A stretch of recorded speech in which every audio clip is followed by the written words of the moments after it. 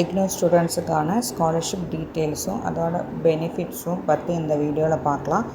இக்னோவில் எல்லா ஸ்காலர்ஷிப்போட ஃபண்டை வந்து நம்ம டைரெக்டாக வந்து ஸ்டூடெண்ட்ஸுக்கு கொடுக்காம முக்கியமாக நம்ம கவர்மெண்ட் ஆஃப் இந்தியாவோட நேஷ்னல் ஸ்காலர்ஷிப் போர்ட்டல் மூலியமாகவும் ஸ்டேட் சோஷியல் வெல்ஃபேர் டிபார்ட்மெண்ட்டோட சேர்ந்தா வந்து நம்ம ஸ்காலர்ஷிப் எல்லாமே வந்து ப்ரொவைட் பண்ணிகிட்ருக்கோம்.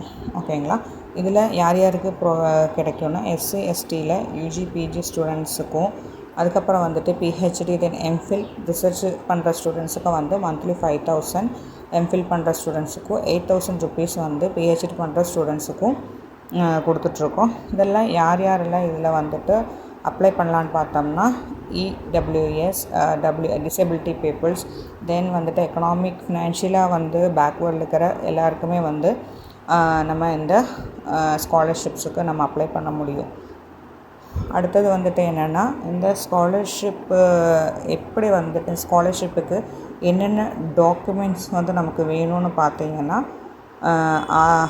ஆதார் கார்டு வேணும், இக்னோவில் நம்ம ஜாயின் பண்ணிருக்கிற ஐடி இல்லைன்னா அட்மிஷன் வேணும், இன்கம் சர்டிஃபிகேட் வேணும், கம்யூனிகேஷன் சர்டிஃபிகேட், பாஸ்புக், அது மட்டும் இல்லாமல் நம்மளோட ஃபோட்டோ கூட இதுக்கு வேணும். இதுக்கு எலிஜிபிள் க்ரைட்டீரியா என்னென்னா, கண்டிப்பாக இந்தியன் சிட்டிசனாக இருக்கணும். இக்னோவில் நம்ம வந்துட்டு வேலிட் அட்மிஷனில் ஆக்டிவாக இருக்கணும். அப்புறம் 10th 12th சர்டிஃபிகேட்ஸ் எல்லாமே கொடுக்கணும்.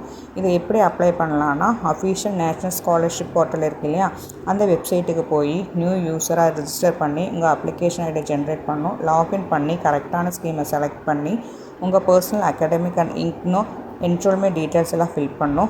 ரிக்யர்மெண்ட் டாக்குமெண்ட்ஸை ஸ்கேன் காப்பீஸை அப்லோட் பண்ணி அப்ளிகேஷனை ஆன்லைனில் சப்மிட் பண்ணணும். ஆஃப்லைனில் பார்த்தோம்னா உங்கள் ஸ்டேட் டைரக்ஷனில் இருக்கிற சோஷியல் வெல்ஃபேரில் போய் இக்னோ ரீஜனல் சென்டரில் போய் கூட நம்ம இந்த ஸ்காலர்ஷிப்ஸை அப்ளை பண்ணிக்கலாம்.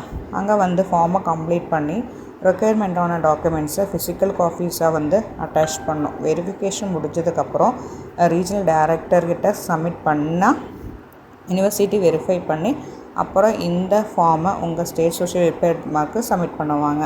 இப்போ admission cycle, application timelines, eligibility rules அவெல்லாம் வந்து மாறிட்டே இருக்கும். ஸோ அதுக்கு தகுந்த மாதிரி எல்லா டீட்டெயில்ஸுமே வந்து அப்டேட் இருக்கான்னு வந்து செக் பண்ணிவிட்டு அதுக்கப்புறம் வந்து நம்ம ஸ்காலர்ஷிப்புக்கு அப்ளை பண்ணலாம். ஸோ இந்த ஸ்காலர்ஷிப்பில் ஏதாச்சும் டீட்டெயில்ஸ் தெரிஞ்சுக்கணும்னு கமெண்ட் பண்ணுங்கள். Thank you so much.